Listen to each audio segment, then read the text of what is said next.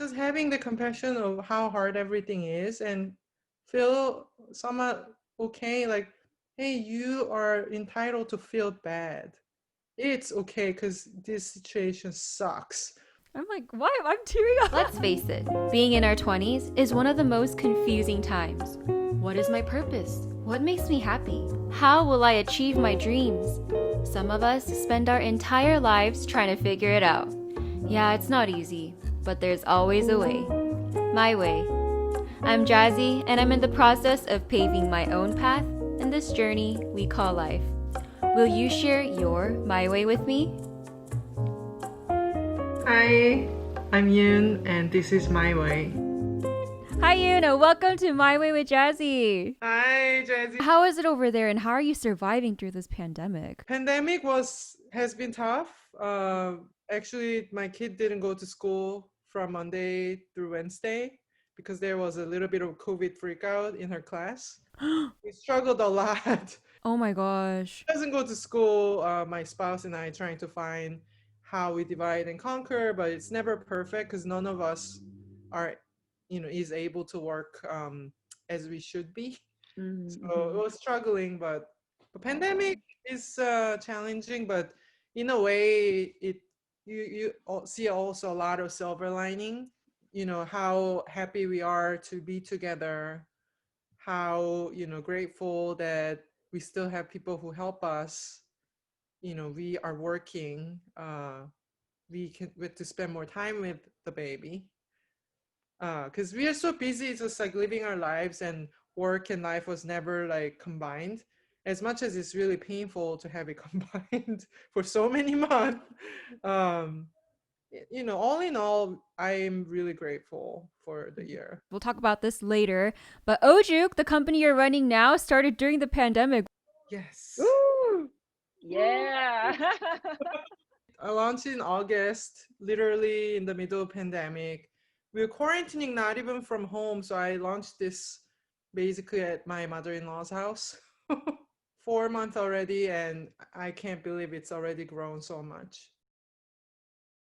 First, let's talk about what your childhood was like. Yeah, I only came to the US 12 years ago. You guys can probably all hear some of my Korean accent and some weird grammar. So really self-conscious. I grew up in Korea until I graduated from college, so maybe about 25, 24, 25.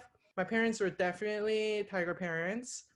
Very typical, mom's a housewife, dad's a breadwinner, very separate gender roles. And I have a younger brother, and even between us, there were different expectations on women and men, just between sibling. I think I always was a little bit uncomfortable and a little bit resentful to my parents that, oh, why don't I get to do that, compared to my brother. But my childhood was interesting, complex, and a little bit confusing. Even if we have like these strict traditional Korean ideals, a part of you wanted to be a little different. For Korean, there's very like set standard of beauty. You need to have really, pale, fair skin. You need to have like certain ways to speak, or there are certain colors you are supposed to wear, or like, just general characteristics. And I don't think I was one who fit into that mold really well. I have darker skin. I'm very outgoing. I'm really outspoken. I'll have to also speak my mind. I have no ways to go around.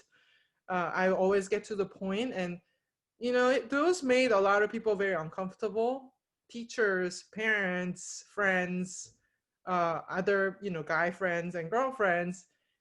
It was really difficult, I think, especially when everyone around you say, there's like, you are not in this mold that we made it for you. It felt like almost my life was always like fighting for something that I felt I deserved, but it wasn't viewed as something I deserve from outsiders' point of view. It could have been just as small as, why don't I get to play certain sports? My mom forced me to obviously like learn piano and art.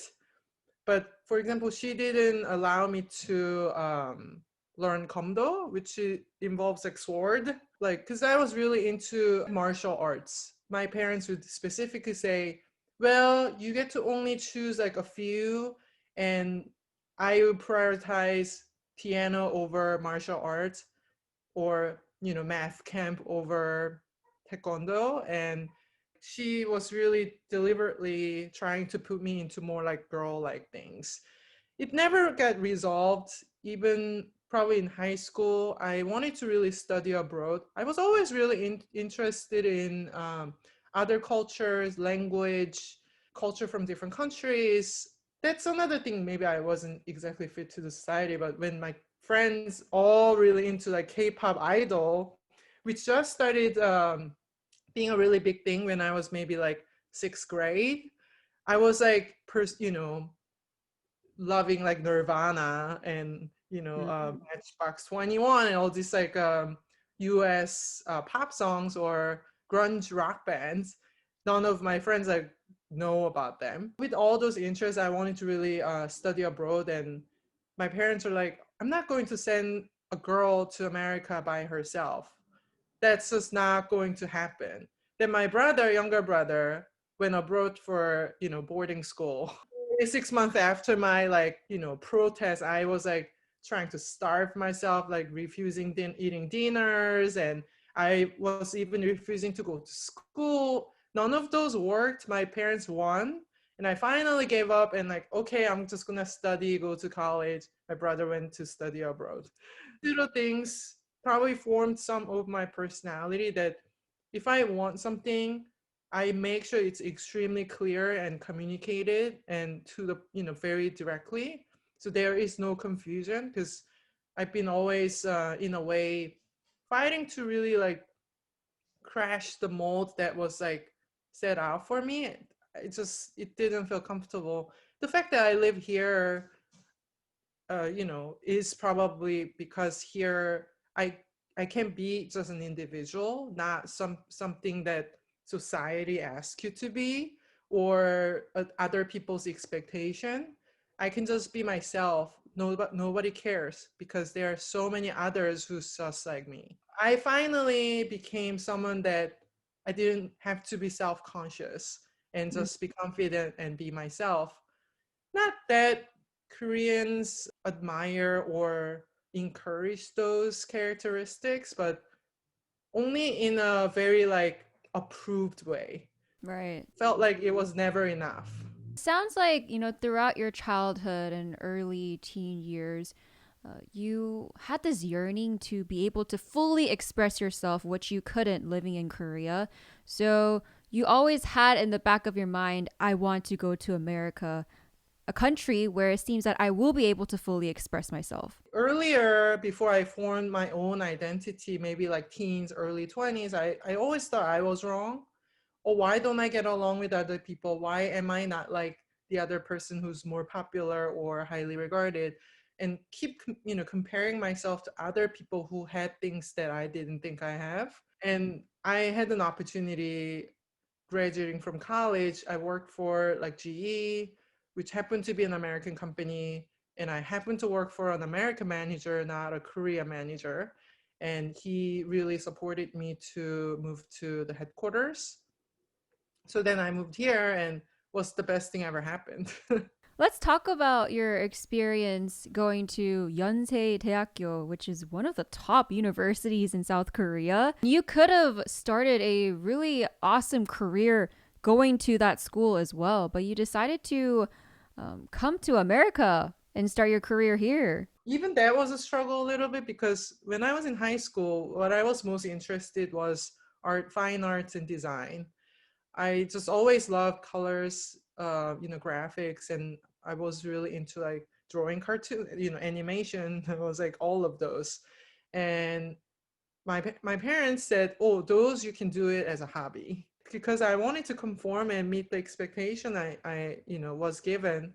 So I did go to the Yonsei University, majored in business, and from graduating from it, again, the career choice wasn't because I was so interested in finance or because I was so interested in going abroad, but because back in the day, in when I was graduating 2007 or so, everyone wanted to be in finance and everyone wanted to work for a global company. So I did too. It wasn't because I wanted that specific company and that specific industry, but because I thought that was the most competitive job, pay wise and the namesake and opportunity wise, that I thought was, the one that everybody wanted to have.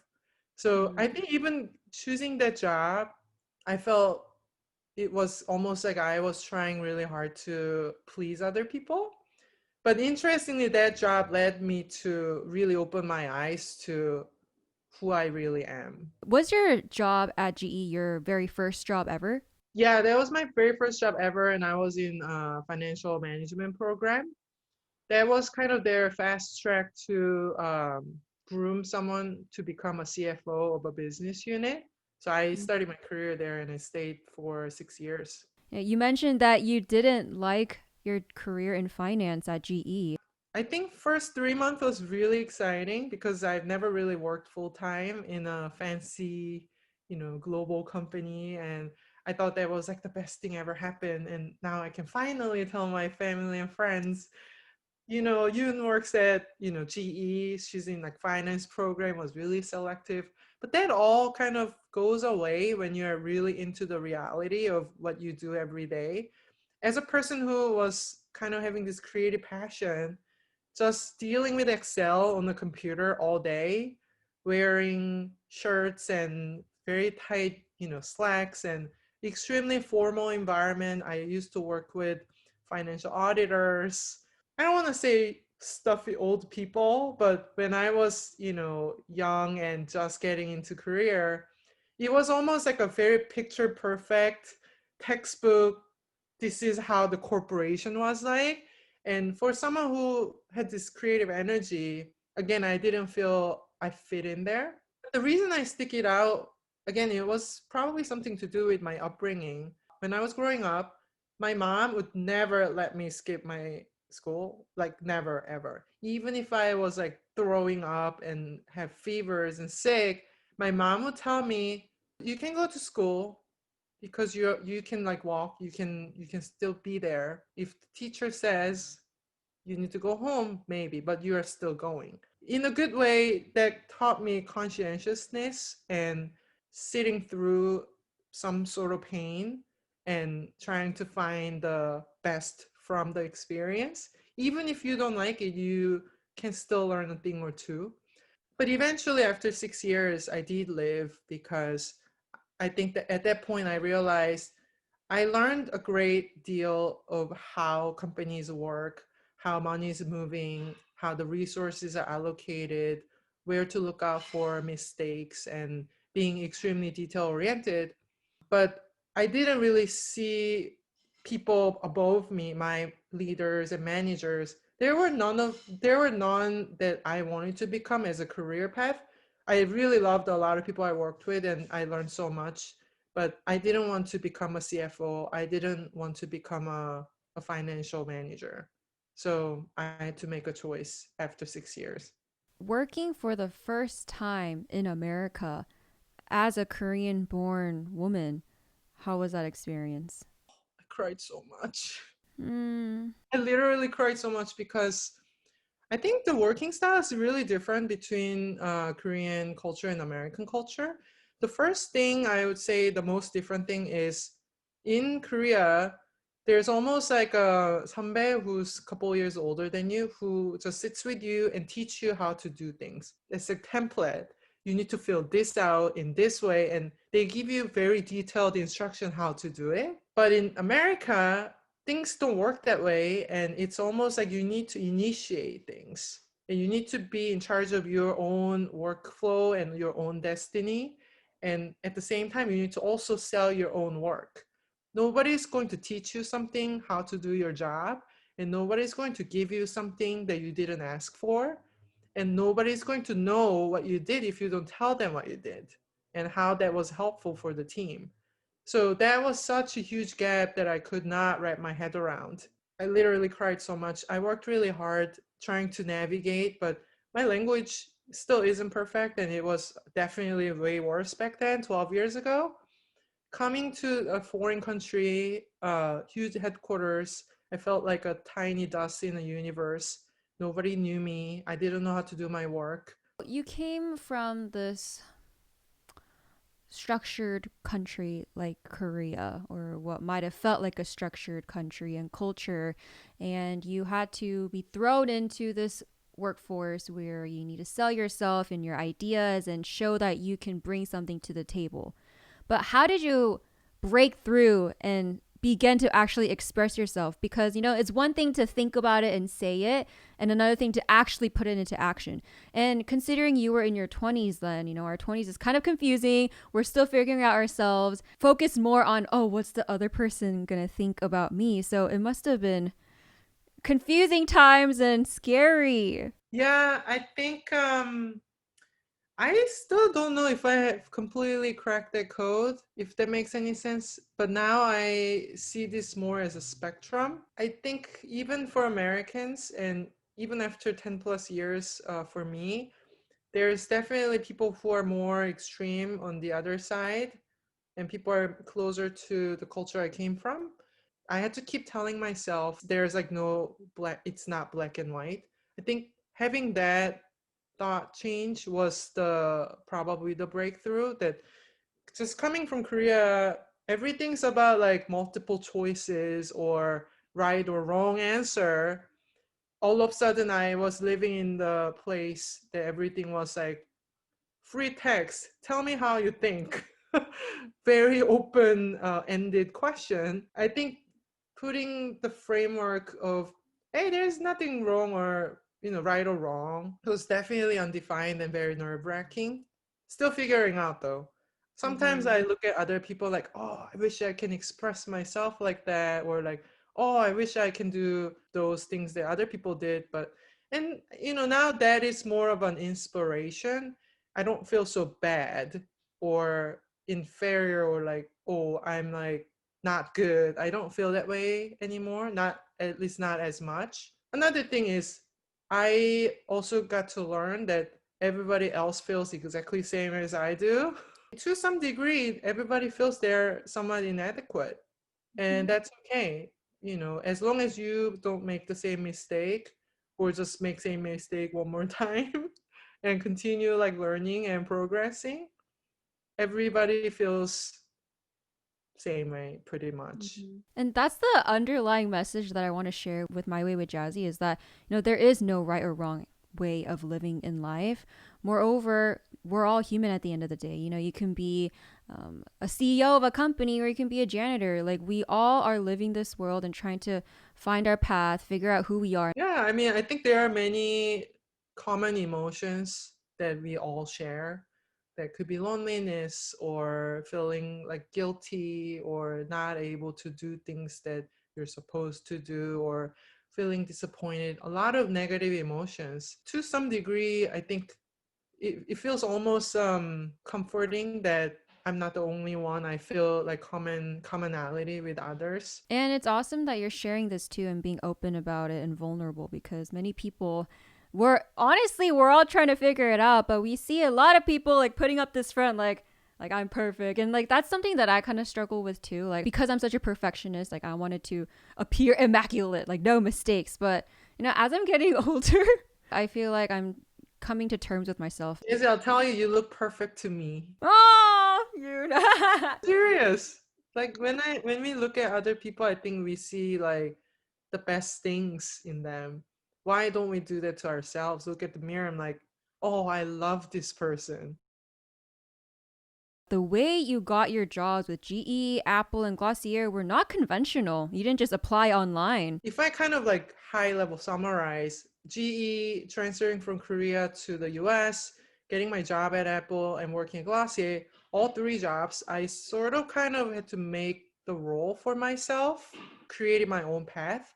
So at GE, I happened to work for an American manager, and I really pitched them why I need to go to the US. I found my counterpart in the US, build relationship, and found a sponsor who can brought me to her team. Working at Apple, I actually never applied for the job.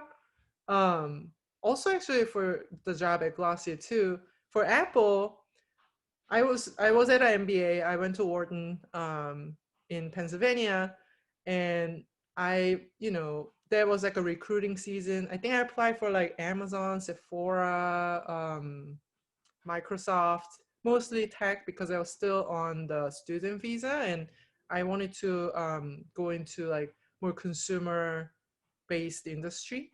So I wanted to go into retail for sure. So I was looking into those areas, but never occurred to me to apply for Apple. And one day I got an email from Apple recruiter. Hey, I'm on campus. I have 1 hour open time, and I saw your resume. You worked at this very specific group at GE, which was Corporate Audit Staff. And I read about this group on Jack Welch's book Winning. I'd love to chat with you. I'm like, okay, I like iPhone. I'll go talk to you. And I showed up, but made sure I was very like Apple culture fit. Had like very colorful jeans, but then blazer, and tried my best to look like as if I was one of the, my imaginary Apple employee. My dad actually used to work at Samsung, and he used to be also Apple supplier. And I showed up to chat because he was really interested in my career at GE. And that 30-minute chat became a really good friendship. And he thought I was just the right person for a very specific job at Apple. It wasn't a job that he was even recruiting, but he put me to the final round. And, before I know it, I was flying to San Francisco for that interview, which was 2 days. So I didn't apply for Apple, but I ended up working for their global supply chain, which actually that job was what Tim Cook used to be. Speaking of your time at Apple, let's answer one of our first questions from our listeners. Yoon, I'm interested in learning what a global operations manager for Apple does and how you use that experience to help you succeed in everyday life and your current business. Loaded question. I think I'll start with what it means at Apple. Apple's actually very operations oriented company. It is also very design oriented company. And I think what I learned there and the reason I loved it so much was it wasn't a company that launched like 10,000 products for faceless customers. It was the company that launched like 3 or 4 products a year for a very specific people who are extremely excited about their product. And every single thing they put into their devices, even the place that nobody will ever see, was engraved, was shiny and beautifully designed. It's flawless if you ever happen to open any devices from Apple. And that level of detail-oriented mind, and that thought and love that goes into every single part was something I learned the most. And basically, the global supply manager job at Apple, what they do is really making what engineering or what Johnny Ive and Tim Cook wants to make in their future lineup. The global supply manager is the one who goes out to the suppliers and finding the capacity at factory, like how many can we make at what speed to meet this launch at X month in a year. And basically someone who's realizing dream into a reality. And in that process, you're given so much freedom and so much decision-making power, because at Apple's global supply chain, there's this term called DRI. It means directly responsible individual. Everyone knows who exactly that one person is to be in charge of that very specific thing. So you feel that burden. If you make mistake, if you are the one who's holding up the line, everyone is going to know who you are. That's a huge pressure, but at the same time, it's also a really exhilarating process when you are able to do that job and well. And what I learned from it is the attention to detail, the love that goes into each and every product. even the place that nobody's going to ever see, and given so much decision-making power. I think my first week at the job, my manager was not even in the office because she was so busy making a component that was, short in for the iPhone 6 launch. She emailed me like, "Oh, you need to go to Thailand in 2 weeks." And like, to do what? And like, who's gonna teach me how to do my job? She's like, "No, you just need to go and like make things." Like, and I just went there and figured it out. It was terrifying. No idea what I was talking about. Somehow they told me to negotiate price and making as many as I can. And just that, like, I think you learn so much of how to navigate things you have absolutely no idea when you're in the situation. It's almost like that experience can completely break you, but it can, if you endure the process and thrive, you kind of learn how to do anything. Going off of that, negotiating is one of the toughest skill sets in business. Just even negotiating your own salary sometimes can be very nerve-wracking, and people don't know how to navigate through that. What are some of your tips that you have? What I think of negotiation is slightly different than what other people think of it. I actually think negotiation isn't something like, oh, these two people sit on the other opposite side of the table and like, okay, let's negotiate. But it's more of a conversation and a process of like learning what the other person think of the same topic. The really successful negotiation is when you find the value that means so much for you, but so little to the other person, and vice versa. So you exchange the unequal value of things between the two people to create the winning situation for both. So let's say I'm working with this factory. This factory is new with the new technology. They really want to work with the big company like Apple or Glossier. That's like, for them, means so much that they work with certain company. They have this technology and they're looking for someone who can commercialize. From Apple or Glossier's perspective, you want to get a better pricing, or you want to make it into the custom, and you want to have like exclusivity of your design and things. That means so much for you, but it may not mean so much for the other factory.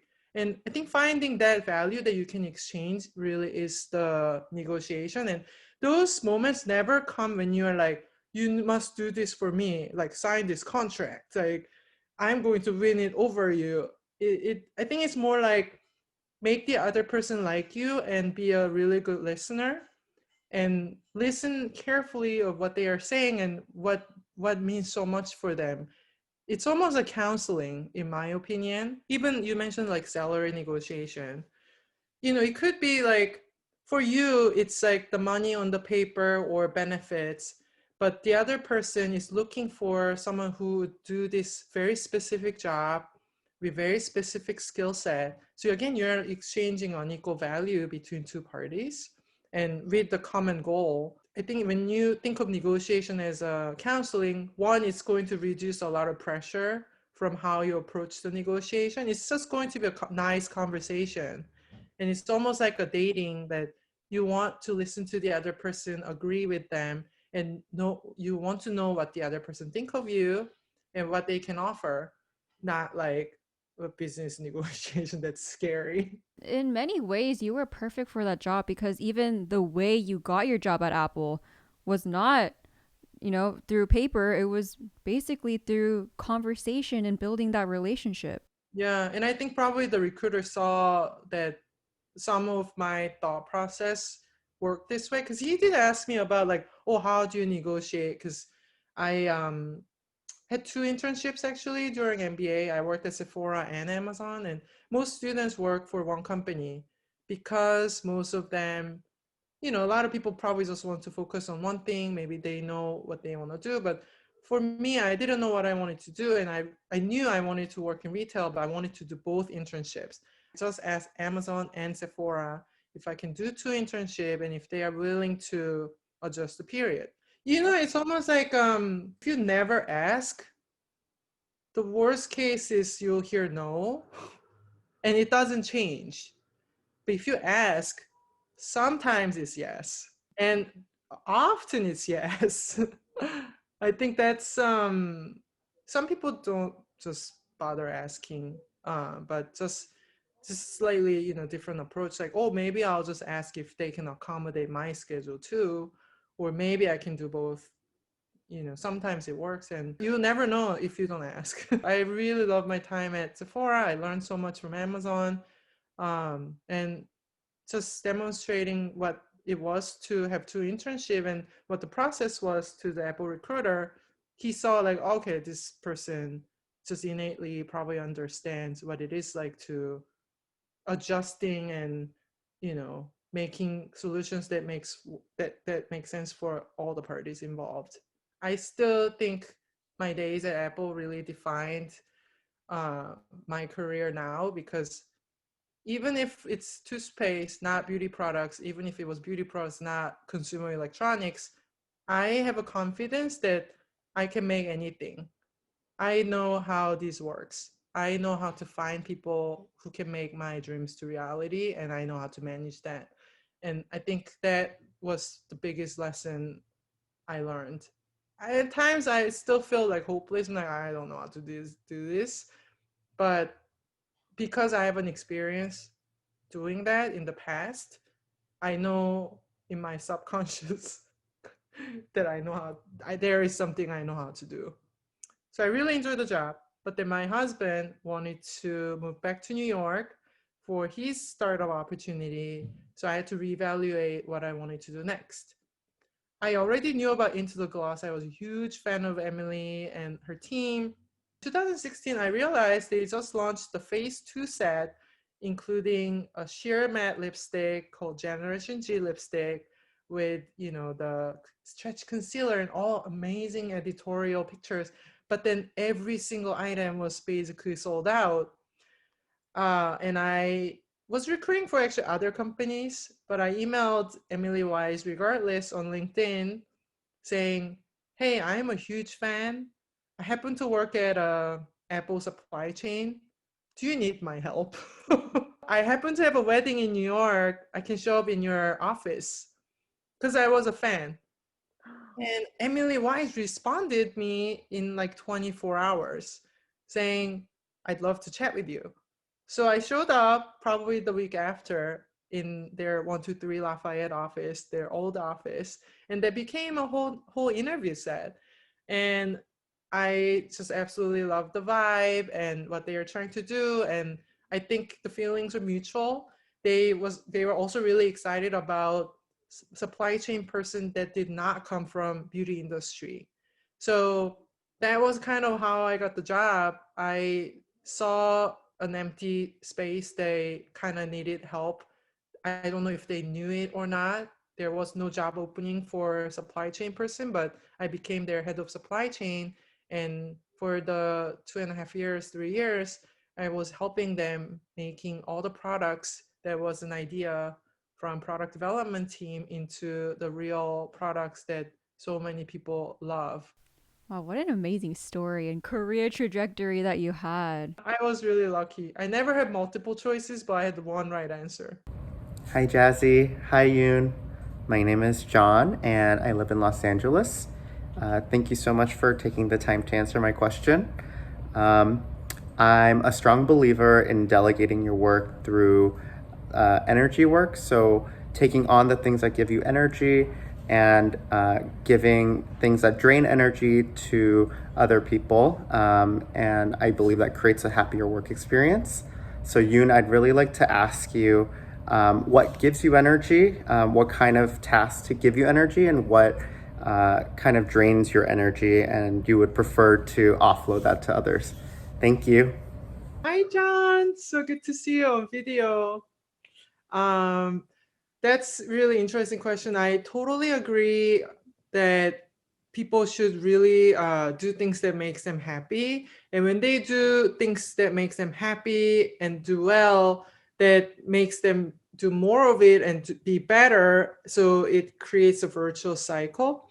In my personal, work preference, I really enjoy anything that involves design and creativity, visual thinking, as well as something that involves larger group of people. I'm very extroverted. I love working with other people. Um, so those give me a lot of energy, and I think one of the reasons why I decided to be an entrepreneur is to maximize my line of work that really inspires me and gives me a lot of energy, and working on consumer products that I aspire to elevate the daily routine. And creating Ojuk was one of the most exciting things I ever done. On the contrary, things that drains my energy would be, in a way that is somewhat like a repetitive and process oriented. I'm not saying it in a bad way. And I've done it in the past, such as in my earlier career, I did like finance. It involved accounting rules, that's process, and it involved monthly closing, that's looking at the numbers. It really was like looking at the computer screen all day, being more analytical and process oriented, and creating the guideline for those line of work. But fortunately with Ojuk, because I now understand why even those line of work is affecting the other kind of work that I'm really inspired to, it almost became even more interesting. As you mentioned, is to hire and offload some of those works to people who are better at it. So I work with an accountant who helps me sorting out my finance, and I work with my fulfillment center and logistics partner who's setting up those process for how we fulfill the orders and what would be the most efficient. But at the same time, I involve with them, which is the line of work that inspires me, by working with external parties who's helping me and finding opportunities and where we can be better.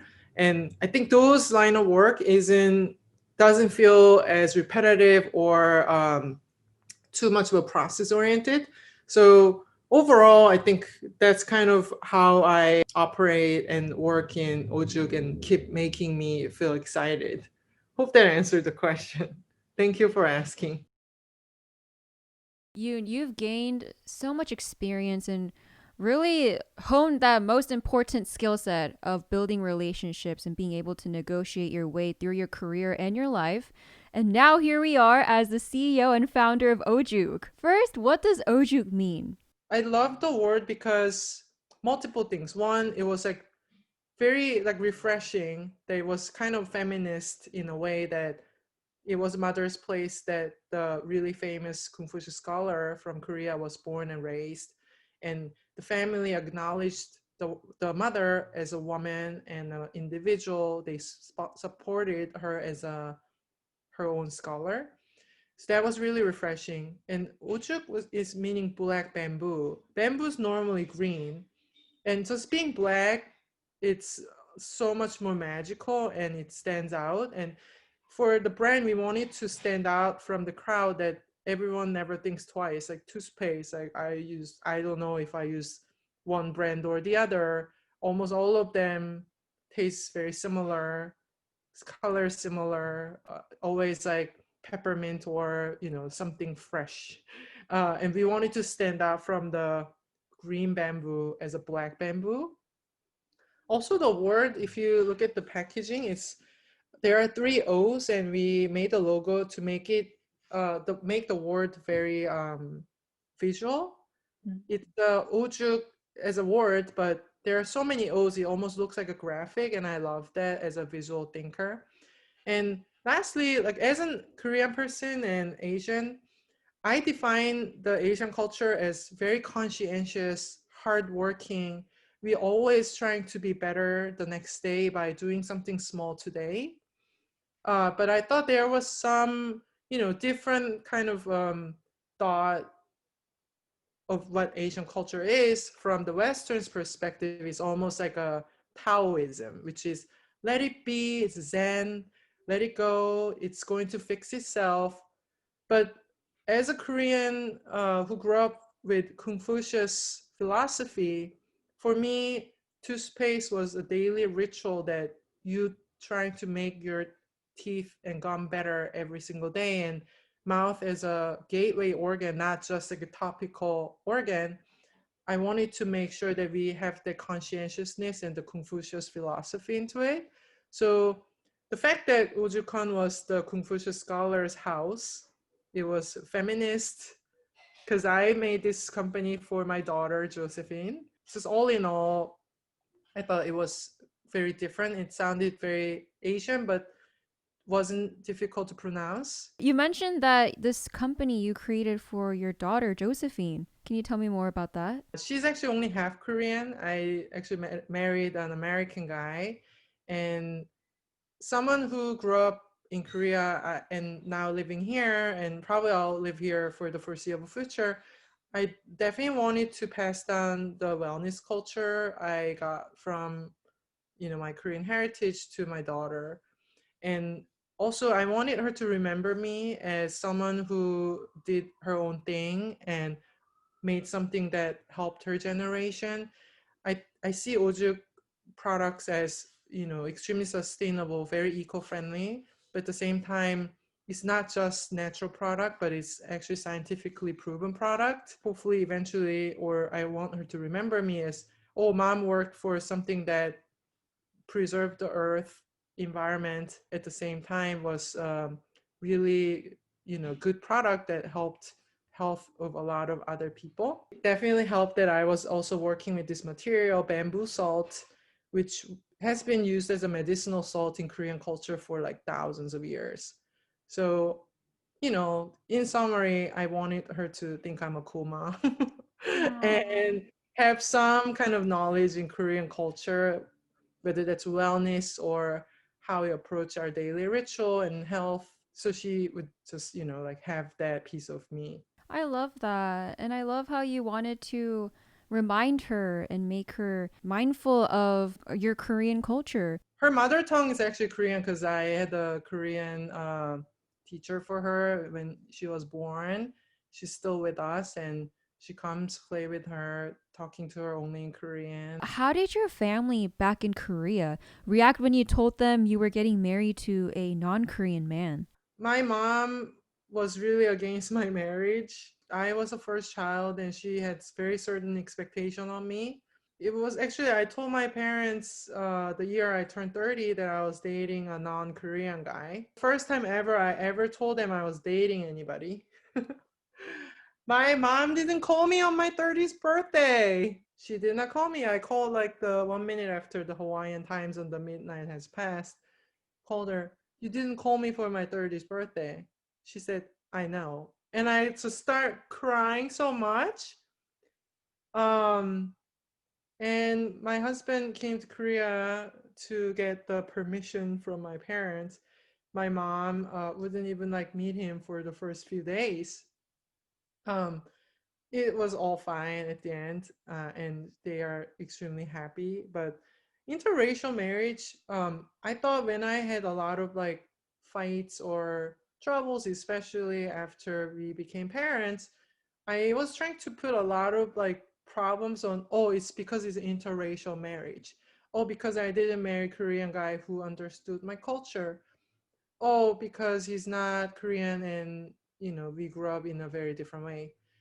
But when I speak to my other Korean friends who married to Korean people, and my therapist, and just like looking at him as a person, a lot of times other people have other problems because they're from the same culture. It's almost like you're expecting certain things. Like, you should know better. Like, we are from the same culture. How could you not understand me? Versus he's from different culture and he just doesn't have any understanding, even though I have to explain. Mhm. Or it's just everybody fights for the same thing, no matter where you came from. And I realized it's not because he's American, it's how it is just always going to be. um and seeing himself as a human, and I realized also like how I'm viewed to him. But interracial marriage, in a way, I think it shouldn't really matter. And I think a lot of people like think it's harder than regular marriage, but I think all marriage is really hard, and all marriage is a process of like learning about each other and making effort. Marriage is not like a, I can't believe I'm even saying this because I sound so old. But before I got married, and actually before even I became parents, which is only 2 years ago, marriage was like passion, and you want each other so much, and you know, like go date nights and very romantic thing. But it's actually a much more of a companionship, and you are marching towards the same goal. You're building something together. Like we built this human, and we, our job now is to make her a really good person who would contribute to the world. And you are building, like, whether it's financial assets or, you know, it's not becoming like your family. And those, just like business partners, require so much effort from both sides. Mm-hmm. And you know, interracial marriage is any, it's not any different than regular marriage. As a founder and CEO of Ojuk, what is your vision for your brand? We wanted to change the smallest thing from our daily lives to achieve something so much bigger and accumulated, which we define as wellness. And doing so, we wanted to incorporate three things. One is the science, because this product has to work, and we didn't want to make, the reason I'm into oral care is not skincare or makeup. I love all those products, but I wanted to make something that would actually like make change in my health. So science is number one. Two is the mastery. It can be your self mastery by trying something new and, you know, something wellness related consistently. And we also give out this intention card and the toothbrush. This toothbrush actually has like a little space on the bottom that you can write any word to remind yourself for the 2 minutes in the morning and 2 minutes in the afternoon. You look at this word, you are meditating while you're brushing. So we wanted people to have this self-mastery journey by using that time that you are sometimes awake, sometimes not. And also the ingredient wise, this bamboo salt is takes about 1700 days to make it. And it takes 9 times of baking process all manually by Salt Masters Workshop. So that heritage, culture, your self-mastery journey was the number two. And lastly is the honor for the environment. The fact that we made this toothpaste in aluminum packaging is actually really difficult to use. If you don't handle this right, it'll break and tear, it may like leak, but it is most recyclable, most resourceful metal in the world. Aluminum, when you recycle, you actually save 90% of energy compared to mining for the first time. So we wanted to make sure this product marries those three values, not just natural, not just, you know, intention oriented mindfulness, not just eco-friendly, but we thought we can marry the three. So that's kind of what we are trying to convey. I love your take to merge something that's considered healthcare with beauty. And I think that it's so unique and fantastic how you are positioning yourself as a beauty lifestyle brand with a product that we usually do not see in the beauty aisles. What inspired this idea? I hope people realize how much money they're spending on skincare. I'm not dissing any products. I use also a lot of expensive skincare products myself. How much money am I spending for this all natural beeswax, you know, based this night cream? But have I thought of my toothpaste before? Not really. But I'm hoping people realize how important this oral microbiome and your mouth really represents your overall health. And why am I only spending $3? Is there a better product that can actually help me and restore the damage that's been done? I think that's kind of the perspective change we're trying to create. When people say what does beauty mean to you? We talk about like, oh, beautiful person inside and out, but you're literally defining beauty from the inside as being healthy. For me, there's a difference between word pretty and beautiful. I think pretty can be like a very mechanical, let's say like Korean people has like the what's pretty, what's not pretty. But I think beautiful is almost always charm into it. And charm comes from how deep your thoughts are and how radiant you are. And those can be only achieved by how well you eat, how well you sleep, and how well you go to bathroom. Basic things, if those are not met, you are going to be like tired. You'll have like mental issues. You just need to have like the physical and mental health and the environmental health all together. Because again, like let's say you're perfectly healthy and you have a really strong mind, but if you live in an extremely polluted environment, those are always going to be temporary. And that's again the science, mastery, and honor. Without any of the three, you really cannot achieve true wellness. And a lot of products or things out there are really highlighting one of those three, and you don't have to compromise. You can do all three. Very ambitious that you're endeavoring to accomplish all three. I'm gonna assume that it might be a little pricey to do so as well, because there must be a reason why these large companies, are only targeting one of the three. There are many factors. When the price is determined, other than like the brand decide like, oh, I'm going to be like high end, and no matter what, I'm going to price this cream at like $200. Let's say that's one way. But other two ways is really one is economies of scale. I'm a very small brand. When I compete with the mass market drugstore brand, they own their factory. They make millions of units per year. Because I'm a starting entrepreneur, I'm going to work with the minimum order quantity, 10,000, 15,000. It still is a lot to process as a company that's only 3 months old. So that when you order smaller quantities, because there's a base fixed cost, things are a lot more expensive for you. For our toothpaste, we use the bamboo salt. Again, it takes 1700s to make it, and human need to shove the salt into the bamboo, bake it 9 times, crush it into, and that whole 9 times process takes 1700 days. That process done by human is going to be always so much more expensive than other products that didn't have the material. Nanohydroxyapatite is the only scientifically proven fluoride alternative, and there are a lot of people out there, for some reason, let's say they have thyroid issue, they had Lyme disease, or they are still more health conscious, they're looking for alternative that has no side effect. And nanohydroxyapatite is much smaller than hydroxyapatite, and just innately there's only a very few suppliers in the world, and it is exactly the same mineral that makes up your bones and teeth, and it is going to be so much more expensive than factory made compounds.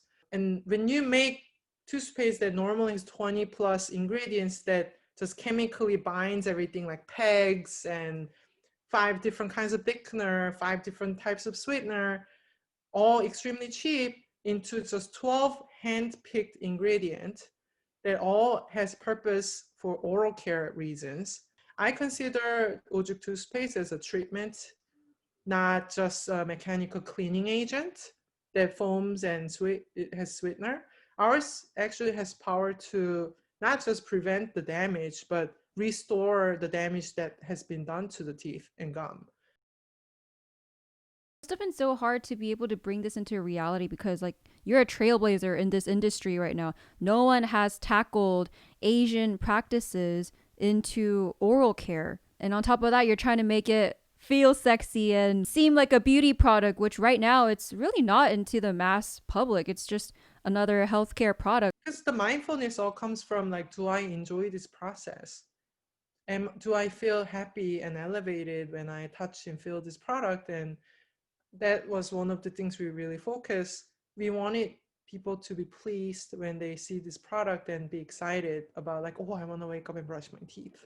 Mm-hmm. I want to use the 2 minutes looking at this toothbrush, thinking about the word I wrote down, and continue meditate. Because the first 20 minutes and last 20 minutes of your day really defines your brainwave. It's scientifically proven. Lots of science and lots of education behind the product too. Another question we have from our viewers is Ojuk looks awesome. How would this routine work with oil pulling? I actually do oil pulling too. So for the audience who doesn't know what oil pulling is you can work with any kind of oil, but I think a lot of times people recommend coconut oil. It's really simple. You just have 1 spoonful of coconut oil in your mouth and you just swish it around for 20 minutes. And what it does is there's actually a lot of invisible membranes in your teeth. And in those little spaces, the bacteria and germs can live. And again, the bad oral microbiome can live there. And by creating an anhydrous environment, meaning waterless environment for the 20 minutes, you're effectively giving them a really hard time. So it's known to be really helpful for bad breath, bad oral microbiome, and also in ways whitening, because you are kind of clean up that invisible tubes. Our routine is more daily basis. That floss. We recommend you to floss first and then brush using our intention toothbrush. And oil pulling, I recommend actually doing after you already clean your teeth. So you're really doing that last step, the extra step. I see that almost as a, like a face mask. So I think oil pulling you can definitely continue doing with our product. Our next question is, what are the biggest challenges you face as you took the risk of starting your own business? What type of advice would you give to the viewers who are aspiring entrepreneurs such as myself? I think just starting piece actually was the most difficult, because when I started Ojuk, or when I had the vision of doing it, my daughter was only 8 months. Dealing with a newborn, it was pre-pandemic, so I had to like go somewhere to work and just really juggling the new parenthood and work, and you don't have that aura of like, oh, she works for here and there. You need to really find your self-worth from what you're doing, and it's gonna be not really well known to anybody for a very long time. But I think it's actually very similar to like decide when to have a baby. I don't know like other people, but for me, I wasn't a baby person, and it took me a really long time to know or decide to have a baby.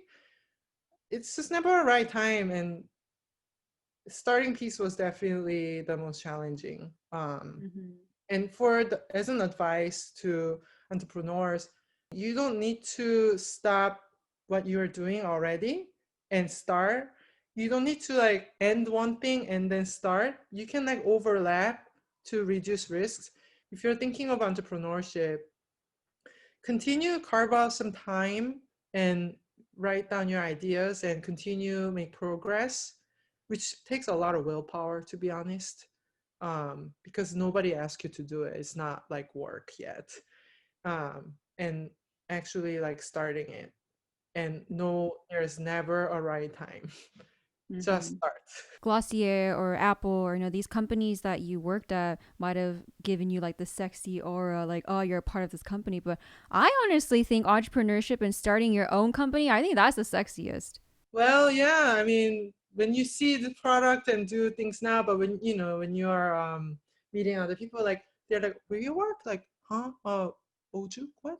Like, like you don't get that validation. Maybe I'm being Asian, but I've been living a lot of my lifetime being validated and trying to validate myself by external measures. But I still feel I'm figuring out, and I don't feel confident all the time, and I think it's completely okay. I'm curious to know how you're balancing being a wife, a mom, and a new entrepreneur. Oh, the key is you never actually balance anything out. I actually had a lot of marriage trouble not like so serious, but I fought so much with my partner pre-pandemic. Like he is really busy. He's management consultant and travels Monday through Thursday. He's never home. And I'm a new entrepreneur and new mom and felt like the entire world was upon me. You know, I felt resentful that Josephine has two parents. Why am I feeling like a single mom all the time? And I felt like everyone was looking at me like, oh, you can like push this meeting out because it's the meeting with yourself. Like, you know, and the house is always a mess. And I have no food to eat because I need to go buy something. And the child is there. And especially in pandemic, in first 6 months, we were all trying to work from home without any help. But I think if I'm ever balancing anything is to really trying to not see the thing I'm not taking care of. Mm-hmm. If that makes any sense, like the kitchen's a mess and the house is a mess. I just go to my room. I don't try to look at it and be stressed out because there's something I'm just not able to do. And as a Korean woman, and I'm definitely type A, I'm Virgo. I have everything under control and have everything like perfect. And just seeing that is a pain for me. This pandemic and being a parent really taught me that I just can't do everything. And making peace with that. If we ever accumulate any savings, my husband and I think this is the time to use that resource and focus on what we can do is being a really good parent. And good parent, I'm not saying ideal parent, but the parent who's not always mad and always stressed out. And being chill is so hard. And smile at the baby is hard. And just seeing her as her is hard. And also, like this was again a therapy topic, and it was actually on my intention to express for a very long time. Word compassion. Compassion is normally used to other people. Oh, have compassion to someone else, but man, having compassion to yourself. Oh my God, this is really hard. And having compassion to yourself, like, oh, you're doing all the four people's job at the same time. Like, oh, have compassion of you're working at midnight and you are still making dinner for your baby and you're still, you know, taking her to the playground. Ah, you're a wonderful human being. Just having the compassion of how hard everything is and feel somewhat okay, like, hey, you are entitled to feel bad. It's okay because this situation sucks. Mm-hmm. Yeah, like I think compassion is the only way to balance things that would never be balanced. You become a mother, you want it or not, you don't have balance because there's someone continuously interrupting you and attached to you, like, Oma, Oma, Oma, Oma, like, I want yogurt, I want to go playground, like, I want to do this, like, I don't want this outfit, like, or if I'm like working, she's like, Amma, I wanna like just hang out with you. And she's so cute and like I love her so much and I welcome that interruption. So my life is not mine anymore and I Mm-hmm. should just have compassion that it's totally okay to feel that way. And I'm still working on it. I'm like, why am I tearing up? Maybe it's because I'm thinking about my future, my future as a future mom. Oh, wow. Yoon, can we get like like a 영상 편지? Can we get that for like a message you want to share with Jojo and your husband? Dear Jojo and dear Tom, oh, I am so grateful that you are in my life. I am so happy that I have this family. I came from so far away. I'm not from here, and able to call you my family means so much. Literally, when I think of that, I have someone to call family, it makes me cry. And you two are so wonderful. You really make up for my shortness and weakness. And I'm doing what I'm doing because I want to make YouTube really proud. especially for Jojo. You are so funny, and I love you to death, and I'll do anything for you.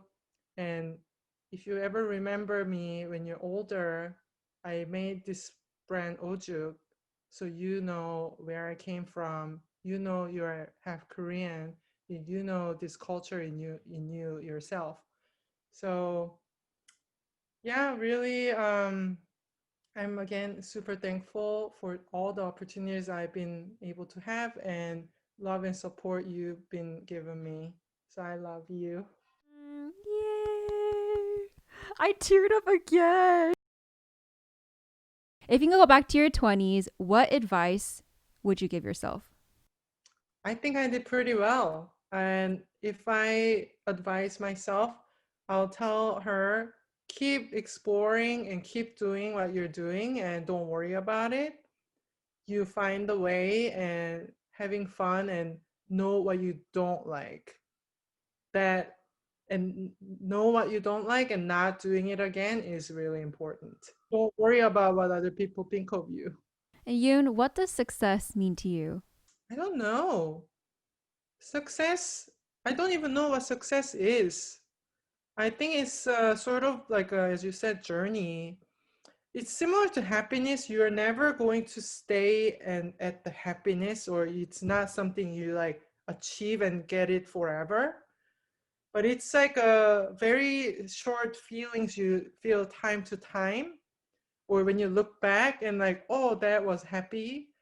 I felt successful. But when you are in it, I think you sometimes don't know. Some people have told me and telling me now, like, oh, you are so successful, like you've achieved so much. But as someone who's in it, I have other like longer term things. And like, oh, I want to get there. That's to me a success. It's never ever ending, and it's always going to change. Success probably feels very similar to happiness, sense of progress and sense of achievement, that I created this and being proud. And Yoon, it's really wonderful to see a fellow Korean woman not only being a boss babe and having built this amazing career and finally coming full circle to start her own health, wellness, and beauty lifestyle brand, but the fact that you're integrating our traditional Korean roots to the core of your company and making our culture cool, beautiful, and healthy is so admirable. And I also feel really appreciative of this opportunity. You took time to speak with me and learn more about the brand, and you can call me anytime. Yes, thank you so much, Yoon. Thank you. Bye. Bye. Thank you so much for tuning in to today's episode as we learned more about Yoon's way and how she built Ojuk. If you want to join me and Ojuk on this oral care journey, make sure to use my discount code JazzyCho at checkout, where you'll receive a free intention toothbrush on top of the discount from your total purchase. Ojuk also just launched all of their products at your local Nordstrom, so make sure to go check them out. Why don't we start this new year on a healthy note together? Whose My Way will we explore next? Please like, subscribe, and share, and let's go find out together.